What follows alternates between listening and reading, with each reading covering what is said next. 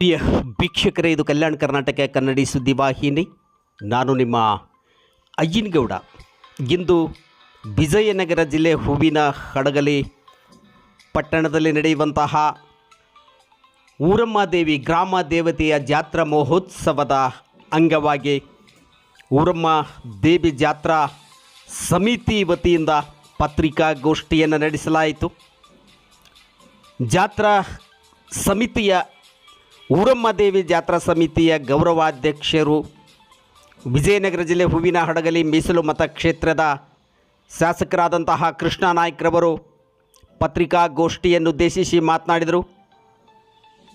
ಅಧ್ಯಕ್ಷರಾದಂತಹ ಕೋಡಿಹಳ್ಳಿ ಮುದುಕಪ್ಪನವರು, ಕಾರ್ಯಾಧ್ಯಕ್ಷರಾದಂತಹ ಮಲ್ಕಿ ಒಡೆಯರ್ ನಾಗಭೂಷಣ್, ಕಾರ್ಯದರ್ಶಿ ಉಳಿಗಿದ ಹನುಮಂತಪ್ಪ, ಸಮಿತಿಯ ವಿಜಯ್ ಕುಮಾರ್ ಪಾಟೀಲ್ರವರು ಸೇರಿದಂತೆ ಸತ್ಯಪ್ಪ ಸೇರಿದಂತೆ ಅನೇಕರು ಉಪಸ್ಥಿತರಿದ್ದರು.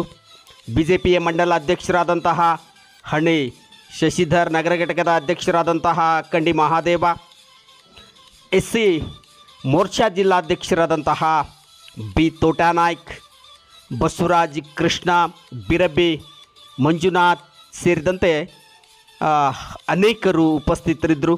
ಸೊಂಡಿಕೇರಿ ಮಲ್ಲಿಕಾರ್ಜುನ, ಎಲ್ಲ ಸಮಿತಿಯ ಪದಾಧಿಕಾರಿಗಳು, ಸದಸ್ಯರು ಎಲ್ಲರೂ ಕೂಡ ಇವತ್ತು ಪತ್ರಿಕಾಗೋಷ್ಠಿಯಲ್ಲಿ ಉಪಸ್ಥಿತರಿದ್ದರು. ಶಾಸಕರು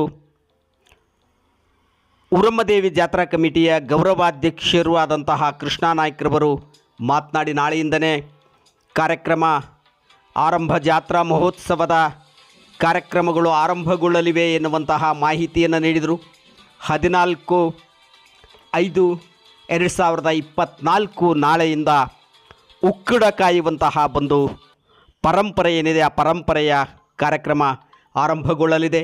ಅದೇ ರೀತಿಯಾಗಿ 19ರಂದು ಬೆಳಿಗ್ಗೆ 10 ಗಂಟೆಗೆ ಟಗರಿನ ಕಾಳಗ, 20/5/2024 ಬೆಳಿಗ್ಗೆ 10ಕ್ಕೆ ಜೋಡೆತ್ತಿನ ಬಂಡಿ ಸ್ಪರ್ಧೆ ಕಾರ್ಯಕ್ರಮ, 20/5/24 ರಾತ್ರಿ ರಕ್ತರಾತ್ರಿ ನಾಟಕ ಸೋವೇನಹಳ್ಳಿ ಕಲಾ ತಂಡದಿಂದ, 22/5/2024 7 ಗಂಟೆಗೆ ಹೇಮಂತ್ ಮತ್ತು ಸೋನು ಅವರಿಂದ ರಸಮಂಜರಿ ಕಾರ್ಯಕ್ರಮ, 24/5/2024 ರಾಜ್ಯ ಮಟ್ಟದ ಜಂಗಿ ಕುಸ್ತಿ ಕಾರ್ಯಕ್ರಮ, 24/5/2024 ರಾತ್ರಿ ದೇವಿ ಮಹಾತ್ಮೆ ಬಯಲಾಟ ಪ್ರದರ್ಶನ ಕಡ್ಲಿಬಾಳ ಕಲಾ ತಂಡದವರಿಂದ, 25/5/2024 ರಾಜ್ಯ ಮಟ್ಟದ ಜಂಗಿ ಕುಸ್ತಿ ಕಾರ್ಯಕ್ರಮಗಳು ಜರುಗಲಿವೆ ಎನ್ನುವಂತಹ ಒಂದು ಮಾಹಿತಿಯನ್ನು ಅಧ್ಯಕ್ಷರಾದಂತಹ ಕೋಡಿಹಳ್ಳಿ ಮುದುಕಪ್ಪನವರು, ಕಾರ್ಯಾಧ್ಯಕ್ಷರಾದಂತಹ ಎಂ ನಾಗಭೂಷಣ್ರವರು, ಗೌರವಾಧ್ಯಕ್ಷರಾದಂತಹ ಶಾಸಕರು ಆದಂತಹ ಕೃಷ್ಣ ನಾಯ್ಕರವರು ನೀಡಿದರು. ಪತ್ರಿಕಾಗೋಷ್ಠಿಯನ್ನು ಉದ್ದೇಶಿಸಿ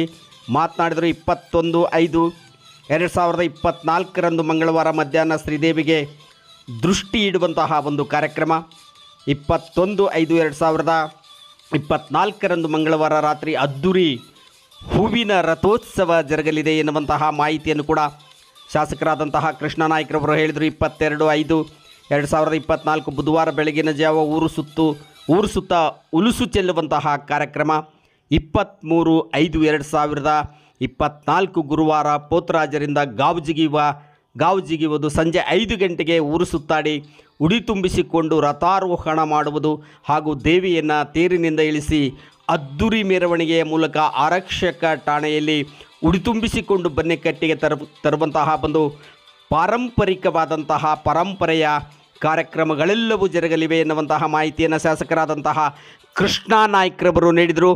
ಬನ್ನಿ ಕೇಳೋಣ. ಪತ್ರಿಕಾಗೋಷ್ಠಿಯಲ್ಲಿ ಶಾಸಕರಾದಂತಹ ಊರಮ್ಮ ದೇವಿ ಸಮಿತಿಯ ಗೌರವಾಧ್ಯಕ್ಷರಾದಂತಹ ಕೃಷ್ಣ ನಾಯ್ಕರವರು ಮಾತನಾಡಿದ್ದಾರೆ.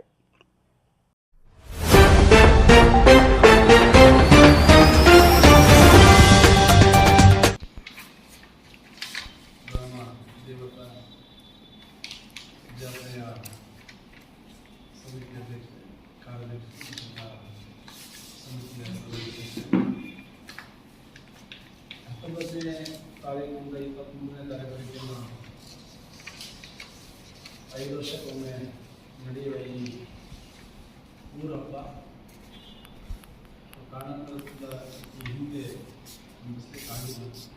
ಹಾಗಾಗಿ ಈ ವರ್ಷ ಅಂದರೆ ಈ 19ನೇ ತಾರೀಕಿಂದ ಭಾಳ ಅದ್ದೂರಿಯಾಗಿ ನಡೆಸ್ಬೇಕಂತೇಳಿ ನಾವು ಸಮಿತಿಯೆಲ್ಲ ತೀರ್ಮಾನ ಮಾಡಿ, ಅದೇ ರೀತಿ ಅಧ್ಯಕ್ಷರು ಮತ್ತು ಕಾರ್ಯಾಧ್ಯಕ್ಷರು ಉಪಾಧ್ಯಕ್ಷರೆಲ್ಲರೂ ಎಲ್ಲ ಸಮಿತಿಯ ಸದಸ್ಯರೆಲ್ಲರೂ ಎಲ್ಲ ಚಟುವಟಿಕೆಗಳೆಲ್ಲ ಪ್ರಾರಂಭ ಮಾಡಿದ್ದಾರೆ. ಸೊ ಯಾವ್ಯಾವ ಕಾರ್ಯಕ್ರಮಗಳು ಮಾಡಬೇಕಂತ ಲಿಸ್ಟ್ ಆಫ್ ಇವೆಂಟ್ಸ್ ಎಲ್ಲ ರೆಡಿಯಾಗಿದೆ.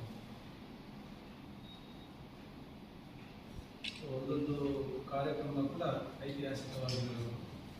ಈ ಹಿಂದೆ ಯಾರು ಕೂಡ ಮಾಡಿರಬಾರ್ದು ಆ ರೀತಿಯಿಂದ ಸಮಿತಿಯವರು ಭಾಳಷ್ಟು ಸ್ಟ್ರಗಲ್ ಮಾಡಿಕೊಳ್ತಾ ಅದಕ್ಕೆಲ್ಲುವ ವೆಚ್ಚವನ್ನು ಎಲ್ಲ ರೀತಿಯಿಂದ ಸಂಧಾನ ಮಾಡಿ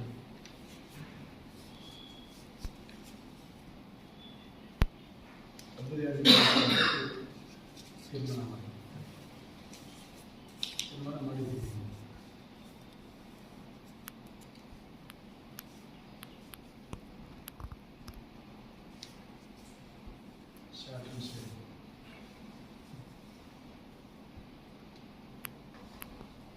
ಜಾತ್ರೆಯಲ್ಲಿ ಒಂದೊಂದು ಕಾರ್ಯಕ್ರಮ ನೋಡಿದ್ಮೇಲೆ ಸೊ ಇದೆಲ್ಲ ಹೇಳೋದು ಬೇಡ.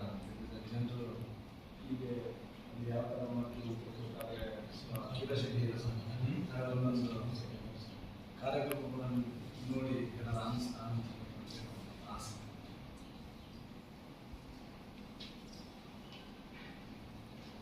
ಸೊ ಚುನಾವಣೆ ಇರೋದ್ರಿಂದ ನಾನು ಕಾನ್ಸಂಟ್ರೇಷನ್ ಕೊಡೋಕ್ಕಾಗಿತ್ತು. ನಾನು ಸಮಿತಿಗಳಿಂದ ಹೇಳಿ ಚುನಾವಣೆ ಆಗಿದ ತಕ್ಷಣ ಒಂದು ನಾನು ಕೂಡ ಇನ್ವಾಲ್ವ್ ಆಗಿ ಸೊ ಇನ್ನೂ ಹೆಚ್ಚಿನ ಮಟ್ಟದಲ್ಲಿ ಎಫೆಕ್ಟಿವ್ ಆದ ರೀತಿಯಿಂದ ಮಾಡೋ ಕಾರ್ಯಕ್ರಮ ಕೂಡ ಯಾವ ರೀತಿ ಮಾಡಿದರೆ ಅನುಕೂಲ ಮತ್ತು ಒಳ್ಳೆ ರೀತಿಯಿಂದ ನಾವು ಕೊಡ್ಬೋದು ಅಂತ ಚರ್ಚೆ ಮಾಡಿ ಒಂದು ಕಾರ್ಯಕ್ರಮ ಕೂಡ ನಾವು ನಿಗದಿ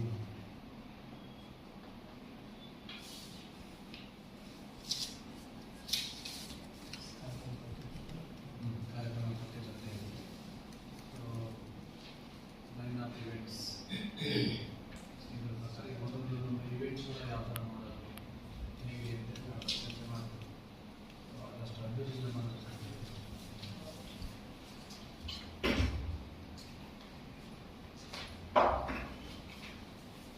ಸೊ ಹಿಂದಿನ 5 ವರ್ಷ ಹಿಂದೆ ಇದು ಮಾಡೋಕ್ಕಾಗಿಲ್ಲ. ಹಾಗಾಗಿ ನಮಗೆ ಇದು ಮೂರನೇ ಹಬ್ಬ. ಸೊ ಅಕ್ಕಪಕ್ಕ ಎಲ್ಲ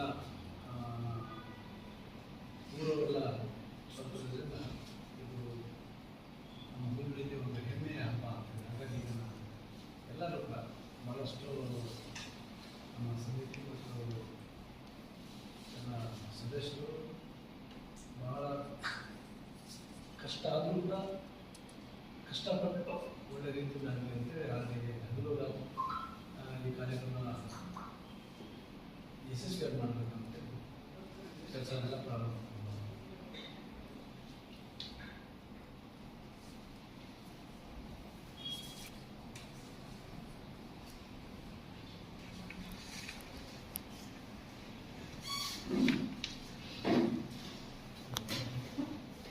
ಹಂಪಿ ಉತ್ಸವದಲ್ಲಿ ನಾನು ಲೈಟಿಂಗ್ ಎಲ್ಲ ಅಳವಡಿಸಿದ್ರು. ಅದೇ ರೀತಿ ಇಲ್ಲಿ ಊರಲ್ಲಿ ಬಗ್ಗೆ ನಾವು ಅಲಂಕಾರ ಮಾಡಬೇಕಂತ ಹೇಳಿ ಡಿಸೈಡ್ ಮಾಡಿ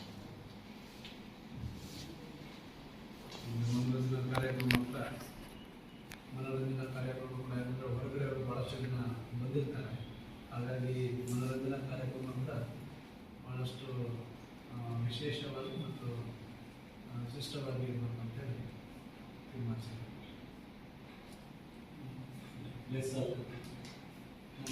ಅಂದರೆ ರಾಮದೇವ್ ಕಮಾನ್ ಹತ್ರ ಒಂದು ನಾಟಕ ಇರ್ತೈತಿ. ಆಮೇಲೆ ಒಂದು ನಾಟಕ ಪ್ಲಸ್ ಈ ಮನೋರಂಜನೆ ಕಾರ್ಯಕ್ರಮ ನಮ್ಮ ಮ್ಯೂಸಿಕಲ್ ಅದು ಡಾಕ್ಟರ್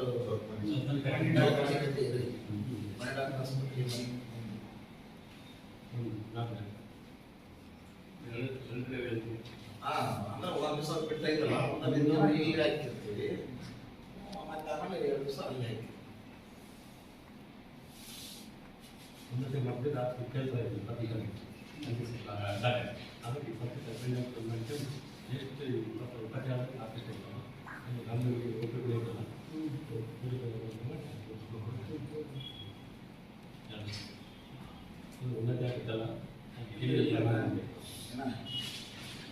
ಕಷ್ಟ ರಾಮನಗರ ಒಂದು ಇನ್ನೂ ಒಂದು ನಾಟಕ ಇನ್ನೂ ಒಂದು ಆರ್ಕೆಸ್ಟ್ರಾ ಅಲ್ಲಿ ಚೌಮನಿ ಕಟ್ಟಿದೆ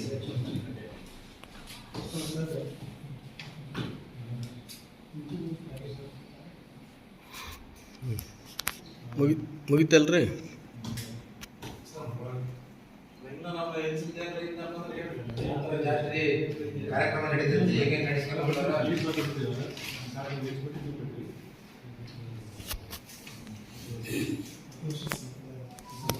ಸಂಪ್ರದಾಯ ಏನಿದೆ